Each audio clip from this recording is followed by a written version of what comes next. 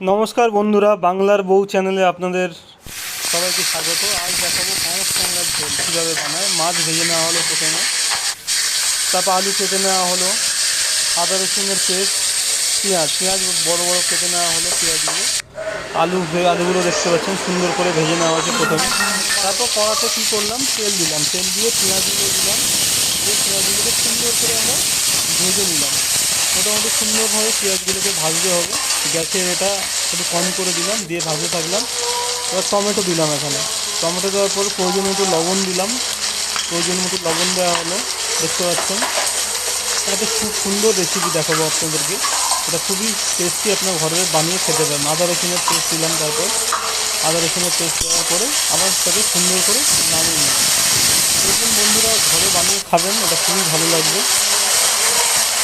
হলুদ দেওয়া হলো কিছুক্ষণ পরে, দেখবেন তেলের উপর পেঁয়াজের উপর হলুদ দেওয়া হলো।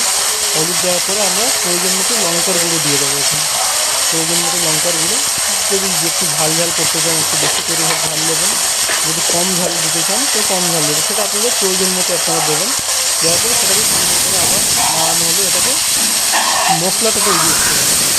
অল্প করে জল দিলাম যাতে এটা ঘুরে না যায়, অল্প করে জল দেওয়া হলো, জল দিয়ে সেটাকে নাড়িয়ে নেওয়া হলো। একটা সুন্দর একটা কষাটাকে দেখুন, কত সুন্দর একটা পেস্ট তৈরি হয়ে গেছে। এবার আমরা কী করে আলুগুলোর উপর দিয়ে দেবো। আলুগুলো যে ভাজা আলুগুলো আমরা আগে থেকে ভেজে রেখেছিলাম, সেই আলুগুলো আমরা এখানে দিয়ে দেবো। এই যে সুন্দর মশলাটা তৈরি হয়েছে তার উপর আলুগুলো দেবো। এটা বাড়িতে বানিয়ে আপনারা একবার ট্রাই করতে পারেন। পাঁচ ট্যাংরা মাছের খুব টেস্টি হবে এটা। তারপর দেখতে পাচ্ছেন এখানে আমরা আলুগুলো দেওয়ার পরে সেগুলোকে সুন্দর করে আমরা কষে নিচ্ছি, সুন্দর করে কষে নিচ্ছি। দেখবেন যাতে ধরে না যায়, সেটাকে সুন্দর করে কষানো হলো। এরকম কিছুক্ষণ 5-10 মিনিট কষানোর পরে তারপর কী করবেন, আপনারা জল দিয়ে দেবেন। দেওয়ার পরে দেখবেন ঢাকা দেওয়ার পরে একটা সুন্দর আইটেম তৈরি হয়েছে। বন্ধুরা প্লিজ চ্যানেলটা ভালো লাগলে আপনারা সাবস্ক্রাইব করে দেবেন, কমেন্ট করবেন, শেয়ার করবেন। নমস্কার।